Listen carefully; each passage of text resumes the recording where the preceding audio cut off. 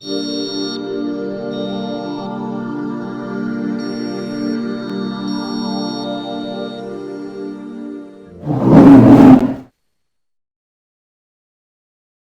everybody, welcome to Baby Reviews, and I'm your host Jack, and this is still Chicago. I know I've done a couple of videos prior to this. They've been very quick and we've been in a couple of different brew pubs, so I haven't had a proper chance to explain ourselves and what we're doing here, but this is just a little trip out to Chicago to come and try some awesome beers and have a bit of a relax and put our feet up after a bit of a busy year down at the brewery in different bits and bobs. And it's a really cool place. We're staying in this absolutely gorgeous greystone building in Logan Square, which is kind of a funky little neighbourhood, quite a way outside the city centre actually, but still very much part of Chicago. Revolution is like a 5-minute walk away from where we're staying, which is awesome, as is like the major blue line, and Pipeworks aren't too far away either. And we're going to go and see Three Floyds down in Munster, which is just about half an hour drive away, in 18th Street, who are in Gary in Indiana. I've done a couple of reviews of recently, they're just down the way as well.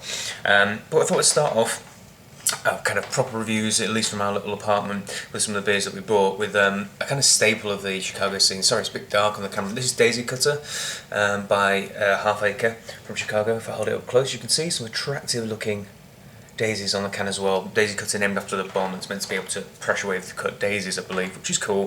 This is an American Pale Ale, clocking at 5.2%, which is relatively, it's a good sessionable beer for an American standard at least.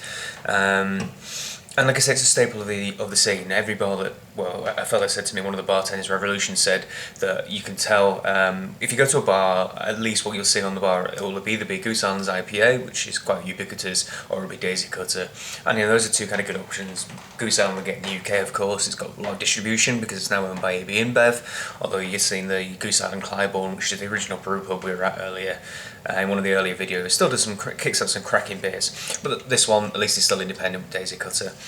So we'll crack this one open and pour some out to a glass. Ooh, fogging a little bit. Heat up. Now, our hosts are kind of awesome, and they are really into beer. And they had some. They left these glasses out specifically for me, which is some World Beer Award ones from a brew pub nearby, but it's a straight side pint glass, and I'm not a huge fan, so I'm going to use wine glasses instead, because they're kind of better for aroma and everything.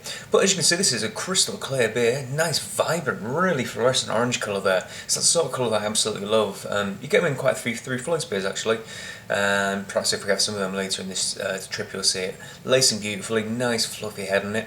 Oh yeah, this is great. I can smell it, by the way. It is super fresh, so best way to try it. Let's get in there and get an aroma on it. Oh, hello.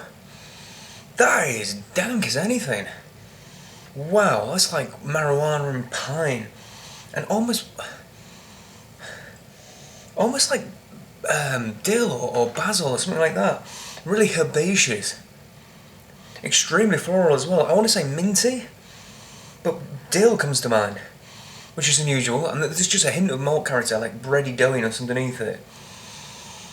But extremely dank and really floral, piney, resinous and herbaceous. Wasn't expecting that at all. That is punchy, that's seriously dank. I was expecting to be a lot more balanced and, I guess, malty and juicier, but it is IPA-like. Wowzers. So, cheers, let's give it a try then.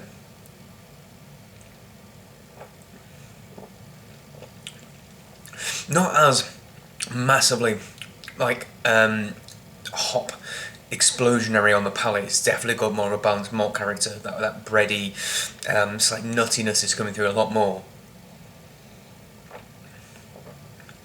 But it's very dry, very dry, and that just lets us hop sing a bit. You get what can be best described as pine, like spearmint pine, and that dankness at the back end of it, and quite distinct bitterness. Yeah, there's some grapefruit, some kind of minor citral notes, but it's definitely more on that. It's definitely more towards that floral and pine note. I'm saying it a lot because it's so kind of different from. It classes itself as a West Coast pale ale. And it tastes very different to some, and it is very unique, I'd say. Different take of whatever hops they've used. And it's got the kind of punch hop wise of an IPA rather than a pale ale. I'd say when the Chicagoans are proud of it. It's a really interesting beer actually, and I can see why it sells in its droves. tasty, really different, well worth checking out if you can get your hands on it. For the aroma alone, such a different aroma, and it smells so good. It's a really nice beer. So please stick with us throughout this tour for some more reviews from the bars and bits and bobs. They'll be a little bit shorter and a bit more snappy. Well, at least the ones we do here with some bottles that we'll pick up will be a little bit elongated, and you'll see some on the way home as well. And as always, please like, favourite, comment and subscribe. I'd love to hear what you think of these beers. Until the next beer review, cheers everyone.